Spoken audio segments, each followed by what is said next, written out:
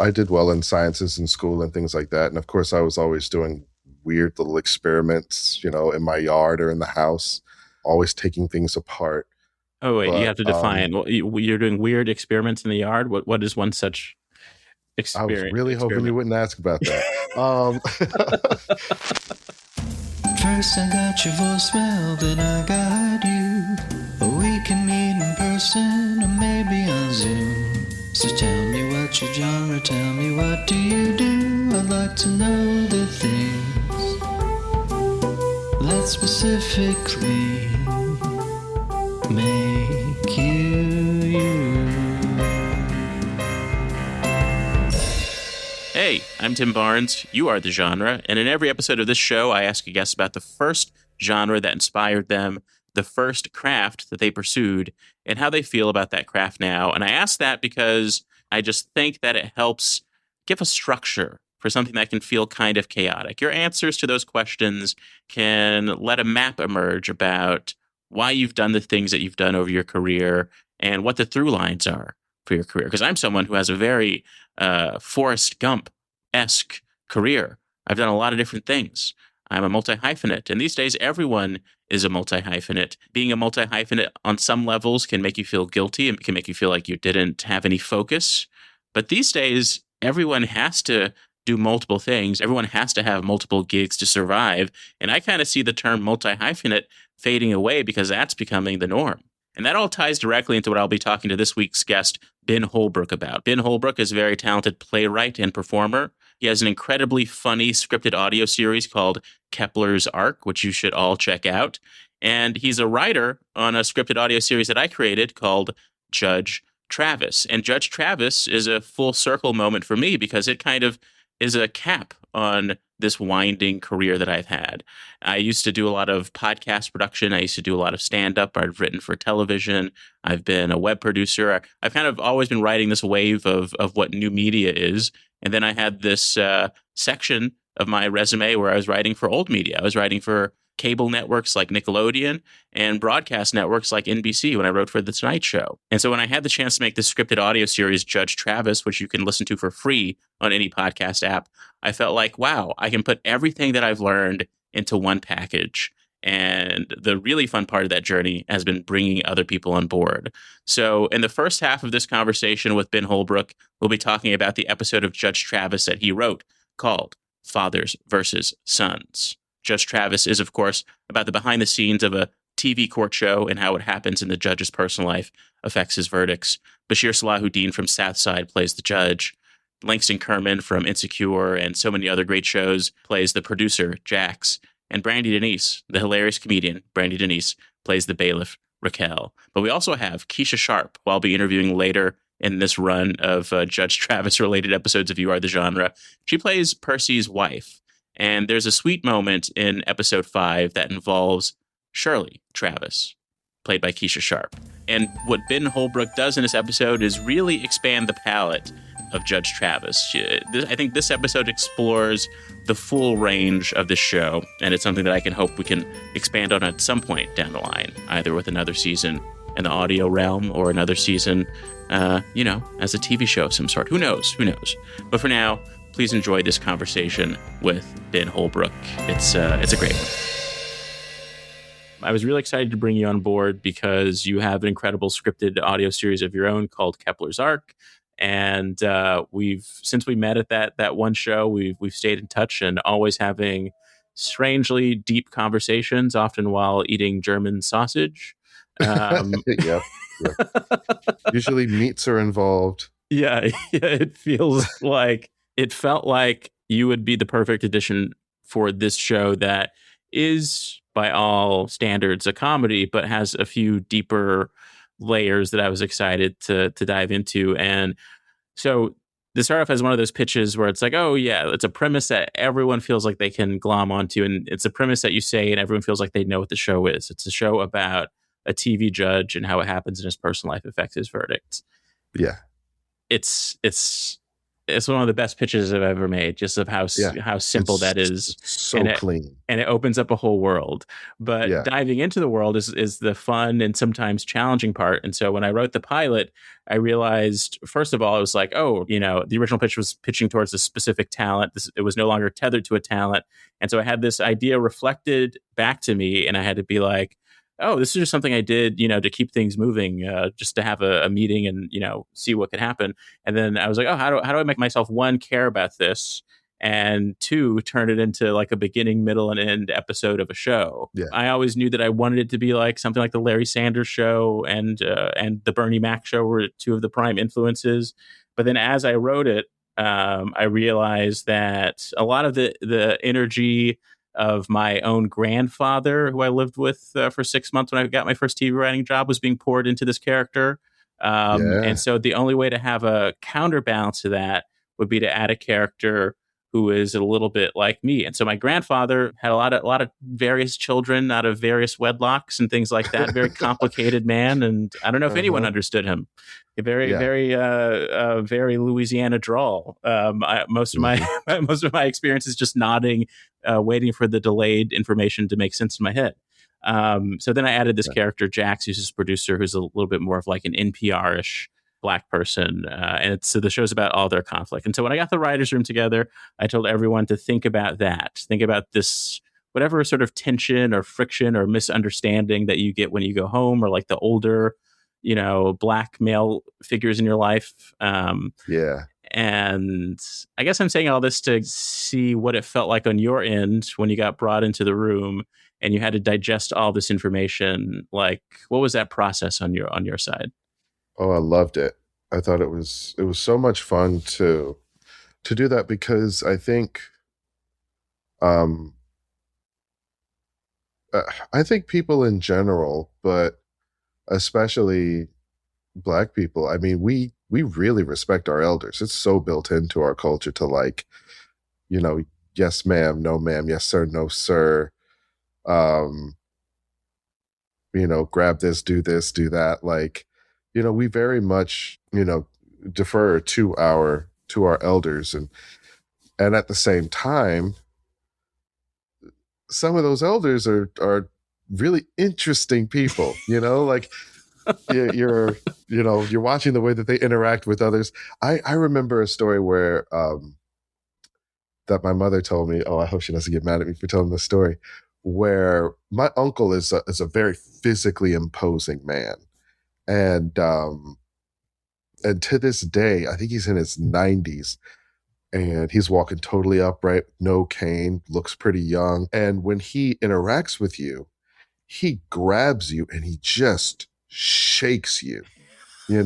Every arm pat, everything feels like a bodybuilder is just like wiping you across the room, and you're just like, this man is insane. Like, you gotta stay a couple of feet away. And I remember my mom saying that, like, one of the biggest times that she got in trouble, even though she was an adult by this point, is that she hit him. She was like, "This is what this feels like. Would you do this?" And he just laughed. He thought it was great. So it's like you see these things growing up, and sometimes you're subjected to the ridiculousness of, like, your elders. Most of them are amazing, but some of them you learn are comically twisted. Yeah. And so I loved that this was a process where we got to look at some people that we would consider, I think, elders in our community in a way, and really humanize them, um, and really give them, really explore, like, the comical side of it, but also the part that hurts. Like, when we think about our grandfathers, I think both of my grandfathers gave both of my grandmothers hell. Hmm. Completely. you know they stood by them, but it was, and they always say, like, marriage isn't easy, as if that's how it's supposed to go. um but yeah, they could have made it a little easier by just behaving themselves. So I'm glad that it was fun to sit in that room and acknowledge that and explore that and laugh about that. um and share that. Yeah. I think that the oddly beautiful thing about this show for me is that in the writing phase, that grandfather was still alive. Now Yeah. he isn't. And so when I think about it now, it feels like, oh, there was clearly, it was like the beginning of a major decline on his end. So it feels like this was created in a pre-morning stage. Mm. And I think that the reason I care so much about this project is that, one, it's the first thing I've made where it's like I'm bringing a bunch of different people into the tent. But then two, it's the first thing I've made that, even though it's a comedy, it has a little bit of, dare I say, my soul, my soul in it, Mm. and that's such an exciting experience. And I think that your episode, Fathers and Sons, it's episode 6, balances a lot of what you're talking about. There's a lot of humor. There is a major clash of personalities of young and Mhm. old. And then there's an acknowledgement of the hurt that comes towards the women in these types of relationships. And I think it's a beautiful package. It's a surprising, it's a surprising package. I forget the details of how the season was sculpted, even though I was the showrunner.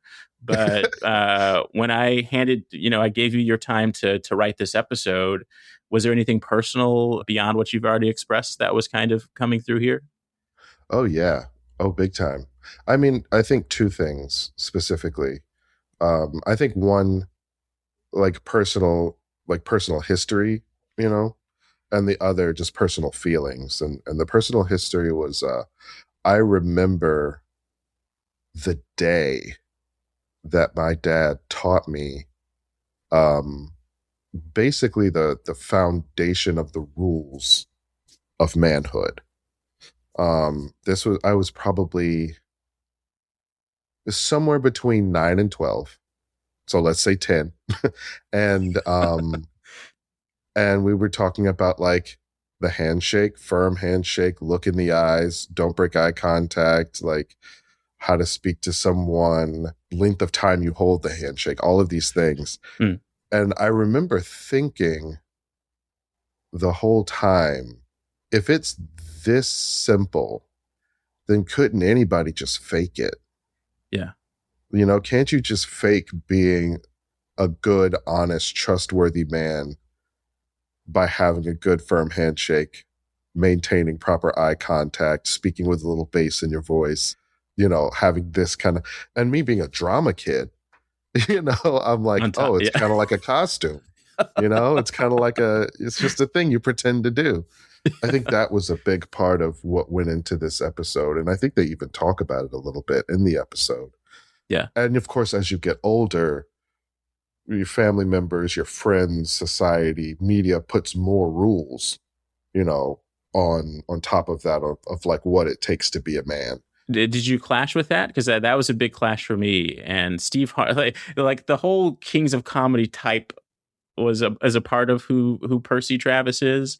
And I Yeah. have a lot of memories of, laughing so much on my way to school while my mom played Steve Harvey's radio show. But at the Yeah. same time, I always had this like intense anger towards him almost when it would come to the sort of like talking down to the young black boys energy. Yeah. And it's like, you're saying all this stuff. And I'm like, well, that's not me. And it's such a thing. And then this is in a way like a character study of that type of personality who can write books, about do this and not that. But that could be the Yeah. name of a Steve Harvey book, It really Walk This Way by Steve Harvey. Yeah. But Yeah. it feels like a part of it is knowing that there are so many young black men looking for the specific tone of guidance, perhaps. Yeah. But yeah, the what you're mentioning of like, it can also be a mask is very compelling. Yeah, and it feels like one did. Yeah, it clashed with me. It definitely clashed with me. The way that I dressed was always a point of contention with my dad. Me having longer hair was always a point of contention with my dad. To this day, he is 88. He is sitting at the head of the dinner table for the majority of the day. And every now and then he still looks up at me and squints his eyes a little bit. And it's just like, you want to go down to the barber shop? And I just I just grin at him and go on about my business.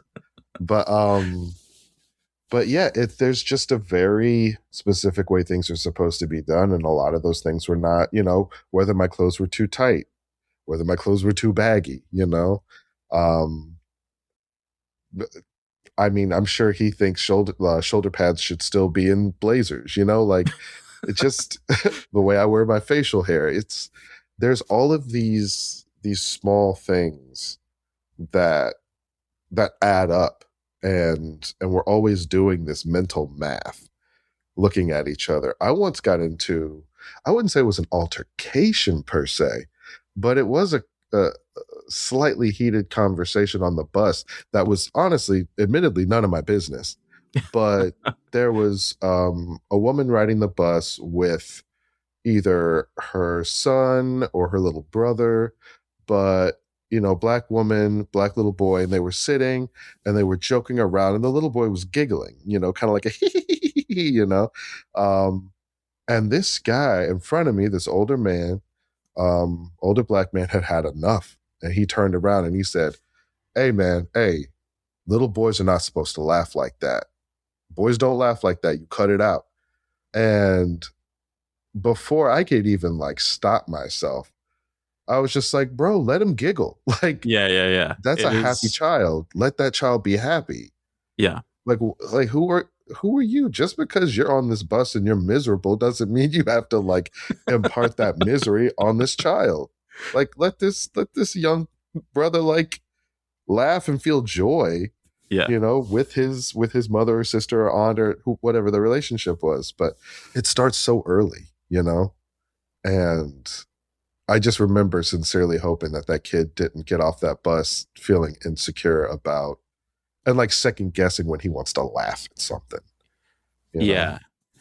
I think there's some sort of irony in, I think I feel like some white people think about the Black experience and all they see is oh, it's so expressive. It's almost like Get Out, what I would do if I were in that body and could be so free. But there's so many. I think perhaps you're focusing on the expressive moments because there's so much overthinking, and there's so much strictness around body politics, I guess is the most succinct way to say it. And there is part of it is survival. That a comment like that comes from a number of things historically. Really, and because I think that there's a version of that giggling kid inside of me that I'm stifling in some way all the time, because of various rules that I don't know where they originated from. But in your episode, there is this beautiful path of twisted logic that Percy goes through in order to become the defender of that giggling kid.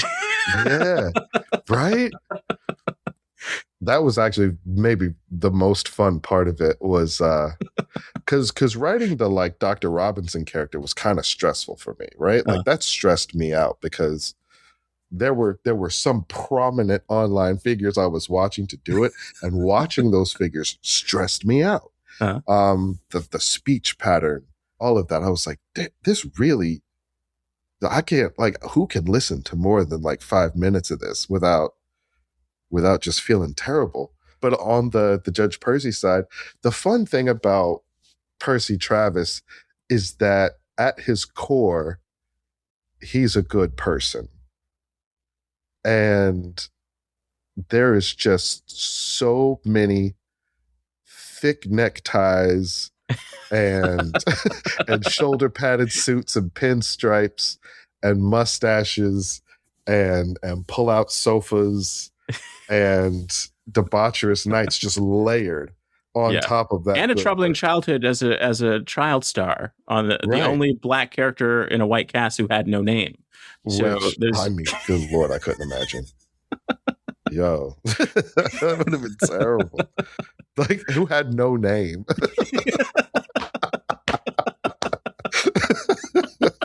Oh my God. I mean, that's a circumstance where they're just the boy. And it's no.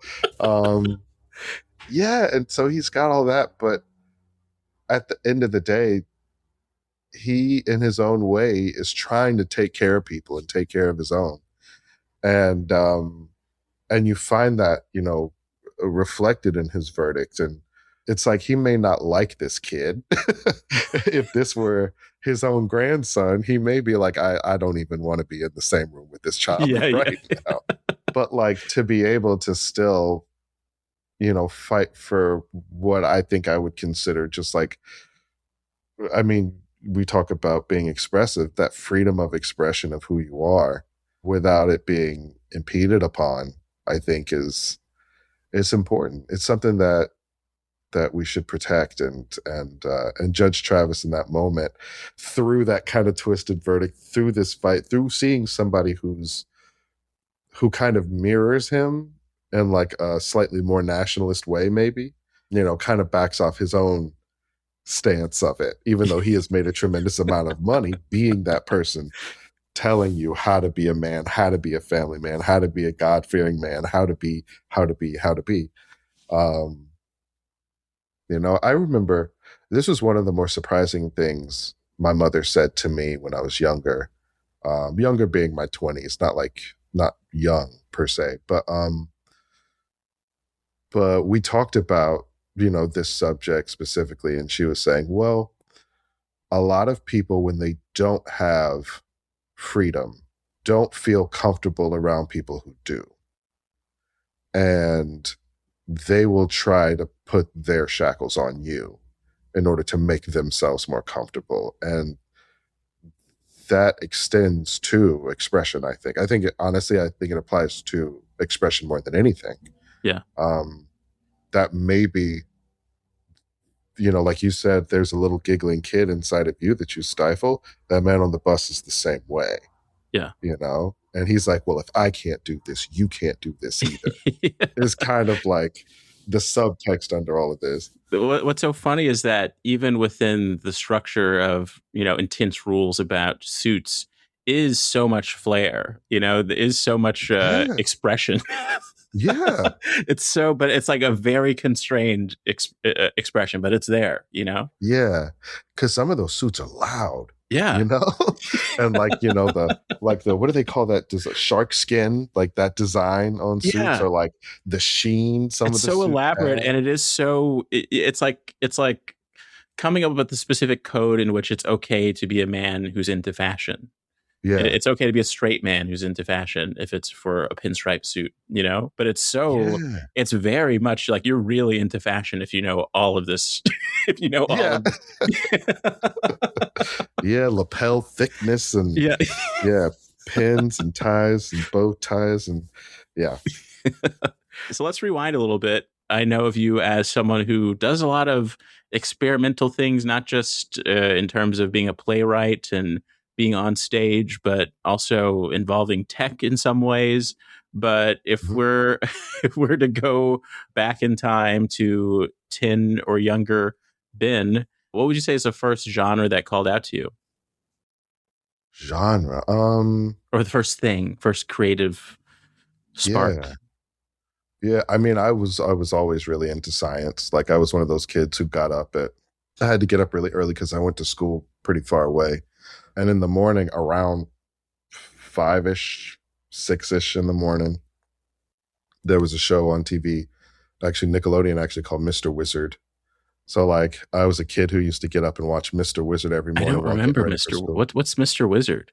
Mr. Wizard was this scientist, this old white dude in a lab coat who taught kids science experiments. And they would just do like little chemistry experiments and things like that. And I loved it. So the first thing that I wanted to do, I think the first thing I ever wanted to be was a Ninja Turtle. But once I figured out that biologically that just wasn't going to work out, Mr. Wizard was like, okay, I want to be a scientist. But as far as like the stories that I liked, most of them were either some sort of, like comic books. I liked fantasy and science fiction, and I loved comics, specifically X-Men, Justice League, mainly because my sister and my cousin were also both very much into comics, and I always wanted to hang out with them, and they never wanted to hang out with me because there's a 5-year age gap. And they're like, "Get out of here!" Um, so I would just like steal one of the comic books and go off into the living room and read it. But yeah, that I think those were the first genres that ever appealed to me. I connect with that love of science because thanks to Robin Williams' Flubber movie, my first goal was to Oh invent yeah, flubber and thereby become a scientist. But for me, that served too difficult, so I got, I got into more creative things. But how did that initial interest in science, scientists, and even a lot of the things that you're mentioning, X-Men. There's it's not just superheroes. There's a science to why they have the powers. yeah. So well, what did that lead you to do next? Once you identified that. Once I identified that, I mean, I did well in sciences in school and things like that. And of course, I was always doing weird little experiments, in my yard or in the house, always taking things apart. Oh wait, you But have to define. Well, you're doing weird experiments in the yard. What is one such I was really hoping you experiment? wouldn't ask about that. Um, things, well, you wanted to make flubber. I Uh, wanted to make the ooze from Teenage Mutant Ninja Turtles. okay. So, concocting whatever kind of strange ooze that I could using products from the yard, um, and just having my dad come out and look down into it and just kind of sigh and shake his head like, I don't know what this boy's doing. Um, so nobody should have ever let me watch Jurassic Park, You tried because to. after that it was like, where am I going to find some amber? How do I get into genetic testing? How do I make this work? So one day my mom found, man, people listening to this are going to be like, this dude's a sociopath. One day my mom found a cup because it had started to stink. There was a cup on the vent because it was winter. Was it winter? No, it was spring. And the heat was still on, so it wasn't fully warm outside yet. And this cup had been incubating on this vent, and mom opened, and there was a little tissue and a rubber band around the top. And mom takes the rubber band off, and she finds an egg yolk Oh from wow. an egg. I believe it was a robin's egg that I had found, and I had mixed, thinking that somehow the genes of this, robin's egg would pair Oh with the genes of oh my some god. other creature that I had like combined with it Wait in wait like wait. the embryonic process. I'm with the sirens that you're hearing in the background are from people trying to come get you after hearing this. But They're like, this man's a wait, psycho. it wasn't. We're taking his ass to jail. Let's pause for. Um, so it's not just the robin's egg. There's some sort of other entity Yeah, that you have there not was yet there was identified. I'm trying to remember what it was, the other thing that I had put in there. Um This is and I remember fascinating. being so upset that she got rid of it. She was like, I threw it, of course I threw it away. Like, what's, I feel like to her, my reaction to it at first was like, I'm sorry I had to throw away your experiment. And then it was the anger of my indignation of having like brought this abomination into the house, and I'm trying to like incubate it thinking I'm going to make like it was probably like, it was probably some sort of insect, probably like a beetle or something I dug up, and like combine the beetle guts with the bird egg, thinking I was going to make some bird beetle hybrid because Jurassic Park I told love me I this. could. What I love is that it's not the story of a city kid either. No, This, no, no, no. You got to be a country kid to do something that insane. You got to be a country kid. You got to be bored. yeah, I did a lot of crazy things out of boredom, but honestly, I wouldn't trade that for anything. Because that boredom made me a storyteller, mm. and B, I never get bored now. I haven't been bored since I was a child. There's just there's always something to do, something to think about. And you can MacGyver anything into a toy. Yeah. So yeah, I would do things like that. But then eventually I discovered, because I wanted to be so many things when I was younger, that when I finally got into theater, I think I was in like 5th grade or something. That was when I was like, oh, okay, this is cool because I can be anything. You could just pretend to be whatever you want it to be. Um, and it wasn't until later, like maybe in my 20s, that I really discovered and fell in love with writing, um, which is also a very all-encompassing um, discipline, because there's so much research you do. There's so many things you embody before you put it on the page, or at least I feel I do. Um, but yeah, those are the dark origins of where I come from. So, what would you say was the first official craft that you pursued? It seems like in some ways it was being a mad scientist trying to make some combination of Mhm. a robin and an insect. But Yeah. was it theater? Would you say that some aspect of theater was the first thing that you really, dedicated your passions and actions toward? Um, yeah, I would say that was the first thing that I was really certain about. Um, there was a part of me that always wanted to do some sort of something with movies as well, but I didn't know what that was or how to do it. Um, I was just very, very far away from my experience growing up in Garner, North Carolina. I knew that I liked them. Hmm. The thought that I could actually do them, write them, direct them, participate in them was very far away. But theater was much closer. Um, I really was interested in visual art as well, because my cousin was such a brilliant visual artist. My sister was too, and watching the two of them um, create all of these things, I just wanted to be as good at it as they were. Um, but uh, but yeah, theater became the thing for me, and it was also kind of a respite, because theater was something that my dad knew nothing about, Mhm. and therefore he couldn't tell me how to do it or give me any advice on how to do it. And so that to me was like, that was great. That meant that I could actually have fun, without having to you know, Yeah. practice all the time, because he didn't know what good theater was supposed to be or good acting was supposed to be. He just knew he liked cowboy movies. Um, but yeah, this was my opportunity to really get away and kind of do my own thing. I connect with that. And I didn't take theater seriously. I had a similar, like, I really wanted to be a filmmaker. And my mom is the reason that I got into doing theater in high school. She just knew that I liked doing, creative stuff.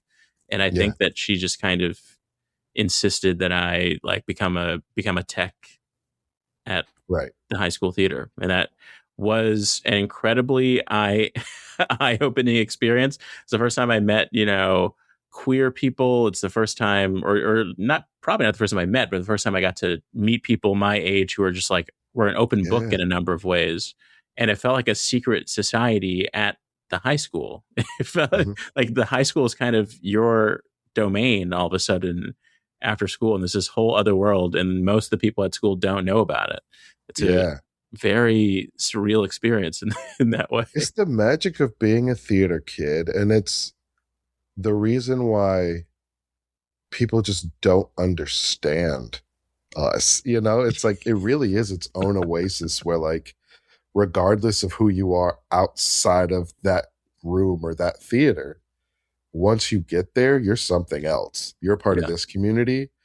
It's a little culty that way, but Yeah. it's also really free that way, because there's an encouragement of freedom. This was I think people have a very short memory as it pertains to um queerness and transness, in America, that it was homophobia is still very common, but in the early aughts, it was still the standard. Yeah. That was extremely common. And to have, for me in 2001, 2002, two good friends who were openly gay and in a relationship in high school was unheard of.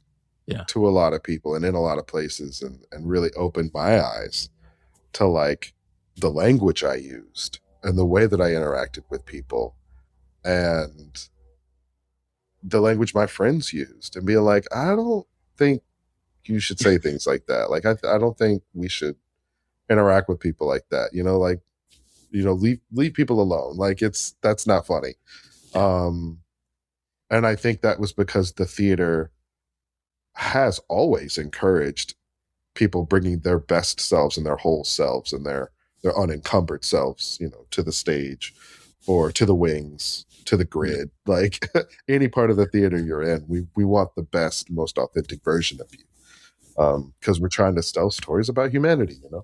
Yeah. I think in some ways that experience was the first time that I really noticed that I love just like the inside joke nature of being, I think I was doing a little bit of light, a little bit of sound, but having the headset, hearing what's happening backstage while clearly the show is happening in front of an audience. And I have this inside scoop on like the chaos behind the wings and everything. Oh, What that's part the of best. it's so fun. Yeah. Yeah. Yeah, when they start pointing out certain audience members, or Yeah. you hear that a certain cast member is just way out of pocket, or somebody just threw up. What? Yeah, yeah, just the best riffs. The Yeah, inside joke nature of that experience is like that. I'm always trying to get back to that feeling. What were you doing though in theater at the time? Were you primarily acting? Were you doing some I was other? primarily acting. Okay. They wouldn't let me do anything else. I did a little bit of directing, but when I first started out, yeah, I would talk about stage managing. I would talk about doing other things, and my teachers were like, "Keep acting, keep acting. Like you're good at this. Stay in your lane. Like keep going with it." Well, I did a little bit of writing in high school, and my drama teacher did acknowledge my writing, um, and did encourage me to keep going, because I wrote a full screenplay as like as an independent study, and it was ridiculous. It was very silly. I wish I still had it, but she kept it. But Wow. Yeah. yeah, but I was really really proud that I had done it, and yeah, that was kind of like the start of that journey. Potentially, I wouldn't really get back to writing for a while after that, but yeah, it was all acting.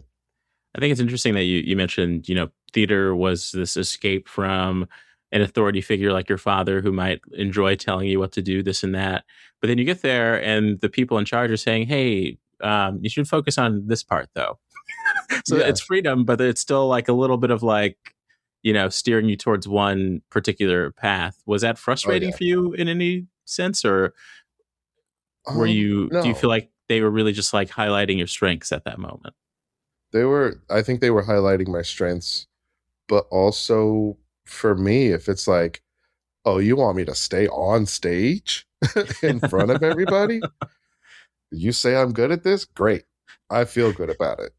So yeah, that was never, I was never frustrated about that, especially in high school, just knowing that, I mean, if I had wanted to write something and put on a little play after school, they would have let me do it. I mean, there was a lot of freedom for the theater department, but I was still kind of learning about myself as an actor.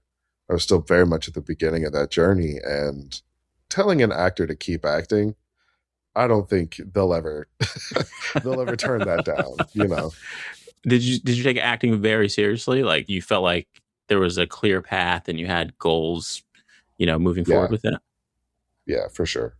Um, yeah, it was. It's interesting because my drama teacher was really well trained, and she was really insistent that we be well trained, and so she was already kind of teaching us technique. Um, I think hers specifically was Uta Hagen, but once I was in college, like to me, it was like, okay, great. Now I'm going to go to school for this. So I went and auditioned for a BFA program in Greensboro and got in. And from there, it was more technique, and I loved it. I loved it all. It's cool being able to take all of these little tools and put them in your toolkit, and fall back on one and figure out what works with what you know genre you're doing, or or what writer you're performing. And so yeah, even back then it was it was pretty serious for me. I think it took me a while to kind of take a step back and be like, oh, I'm a little too self-important about this. Mhm. It's serious, but it's not that serious. There's still a certain point where I think it should all be fun. So if you're performing a role and you're miserable the whole time, like while performing, then like maybe you're doing it wrong. Like maybe you're putting a little something on the theater that shouldn't be there. Um, I know people like to watch a struggle, but I find that even if you're playing a very, very serious character in a very serious circumstance, there should still be some sort of underneath it all a sense of play that's going on. And once you have your technique and you find that sense of play, then you find theatricality, which is something that is extremely hard to teach. In fact, you can't really teach it. You only learn it when you learn to combine the two. It gives you that ease on stage and on film that people watch and feel that magnetism. It's that thing that like Robert Downey Jr. has, where you're Yeah. watching them and you're like, I get that this is a serious movie and I'm really feeling it, but I also feel like this motherfucker's having a lot of fun. I'm sorry, I don't know if you can say expletives on this podcast, but like he's having he's kind of having a good time, and I kind of feel it while I'm watching it, and I'm like really into it. But this is also very serious. Yeah. And so yeah, it was serious for me for sure. All the things that you've done and all the things that you do, you kind of like are a great definition of what you are the genre is about, which is like we all do so many different things. And I feel like we all struggle with categorization. And now that everyone has to do multiple things to survive, I think categories are shattering and reconstituting themselves in in new ways. Like podcasting doesn't even mean what podcasting meant 5 years ago. It's a totally different beast. It's, everything is shifting in such a such an insane Truly. way. And so now, I mean, one thing that's standing out to me is that you are still performing a lot, but you're also still writing a lot. And in some ways, you do feel like someone who's figured out how to melt all of that into this thing that is just like that's just you. So Yeah. I'm thinking about how I feel like I haven't seen you do it in a while, but for a long time you would have these time lapse videos of you just writing in your notebook. Yeah. That kind of turns writing into a sort of performance. It doesn't feel like it's like an ego thing. It's a very like chill beats to study to kind of vibe. Yeah. It doesn't feel like you're showing off. And then whenever I would see that, but I'd be like impressed and then like a little inspired, not even in a jealousy sort of way, but just like, wow, he's really just taking the time to do that. I should take some time to to do the thing. Yeah, you should, because you're good at it. Yeah, and I would make those videos. The part of those for me was accountability, and just being like, okay, if I know that the camera's on, then like I'm not going to mess around. I'm actually going to do this. And so here I am, 100% focused. Let's go. And then another big part of it is just sharing joy, because, and I'm learning how rare this is. I think I mentioned this to you last time we got German meats and beer, but but I really love writing. Like while I'm doing it, I'm having a good time, and I didn't realize how rare that was until I started listening to writing podcasts and hearing how many people are miserable writing a first draft, whereas I'm over here just like So like I like to share the things that give me joy, and writing and cooking are two of those things that I'll share more than most things, because to me it just feels good to do. And I'm the type of kid that's like, hey, look at this thing I made, like look at this, look at how this thing moves and how that thing moves. And it's also nice because the results of videos like that are getting to talk to writers who are either like asking questions or are sharing what they're doing too. And I always love to know what people are up to. So it's it's fun to do. Um, and yeah, it merges the two things, um, and yeah, we do all have to do so many things now. And sometimes that can be a lot, especially the older I get. I'm 40 now. And so I wouldn't say I'm slowing down, but the difference between the bandwidth for what you can do and what you have focus for is different, especially compared to my 20s when I could do so many things in a day. So now it's like, if I'm writing, it's a writing day. Like, that's it. Um, and yeah, I don't, and maybe you can speak about this a little bit. I don't know how I feel about the number of things that people have to do now. Like, I feel like, I mean, we want to talk about the previous generation, like, what's the difference between Questlove doing like DJing, playing Jimmy Fallon, writing books, putting together festivals, and then like, somebody's grandma that also works like 4 jobs, Yeah. while like taking care of kids and cooking dinner.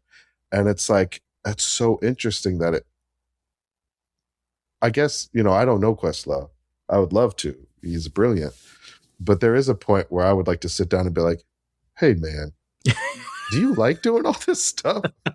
Or do you just have a lot of bills to pay? It's like, Yeah. I'm really curious about that. I feel like I've heard him talk about the fact that at some point, the thing that starts off as your passion, as you start to do it professionally, it becomes your job. And so I think in some ways, what he's doing is finding a counterbalance from like not just making music, I'm also doing this other thing. And I hope that he's finding some peace through it all. But it is like every single actor, like all these like big name, it's like, I even saw Issa Rae was on an episode of Kev on Stage's podcast talking about how she doesn't feel fulfilled at this particular moment, even though she's doing all this stuff. She's got all these brands and things, but she doesn't have a TV show on the air right now. And that's what she feels that she primarily is. And so I think the struggle is when you feel like there is the primary thing that defines you that you don't have access to, but you're kind of like strip mining it, trying to find elements of it in these other things, which I feel like I've been doing these past few years. But the struggle for the balance of it all.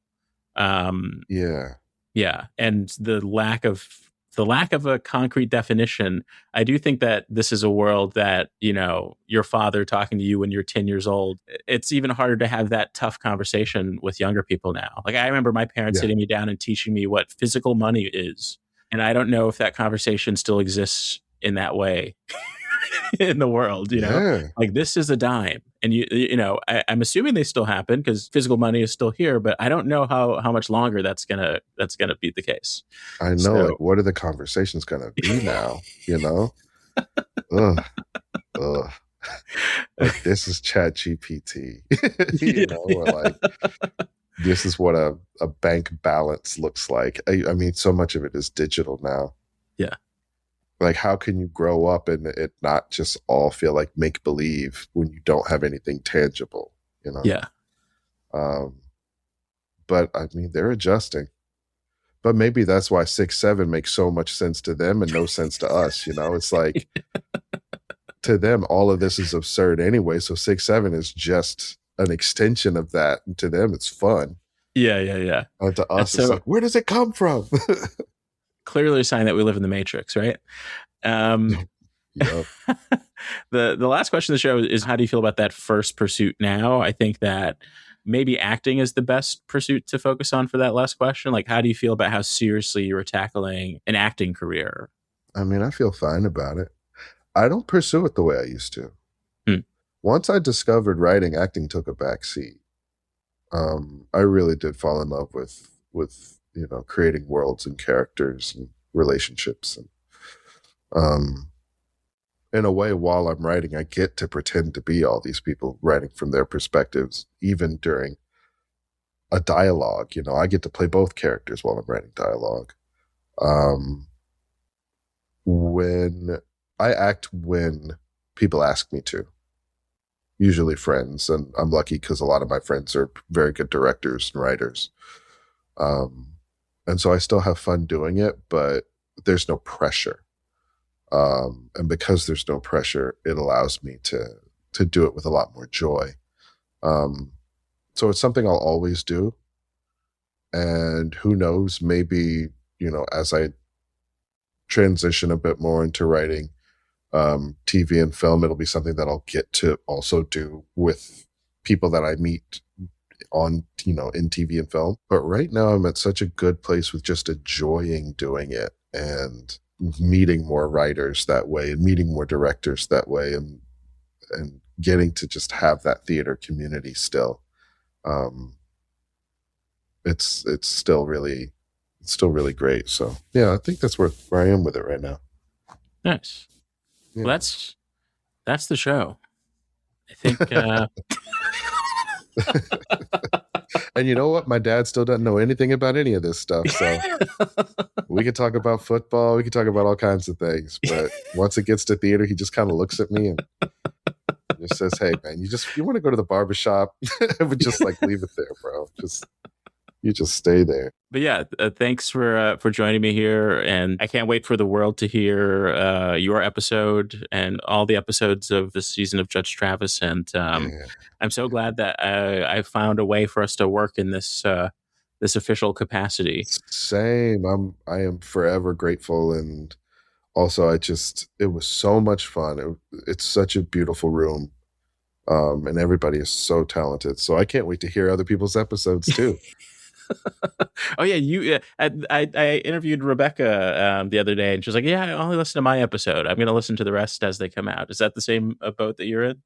I have heard. I think I listened up until my episode, so I haven't heard the ones after it. Okay. But also, when I listened, I don't think they were done. When I listened to those drafts, so I want to hear the whole thing fully produced. Nice. So I'm excited to do that, and then to share it with everybody. And that's the show. Big thanks to Ben Holbrook for joining me. You can get more information about him at baholbrook.com. Freddie Nunez created and sings the You Are the Genre theme song, and Adam Smith produced it. Next episode, you'll hear my conversation with another writer on Judge Travis, Millie Tamarez.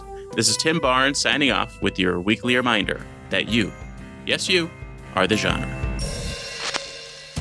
First I got your voicemail, then I got you. We can meet in person or maybe on Zoom. So tell me what's your genre, tell me what do you do. I'd like to know the things that specifically make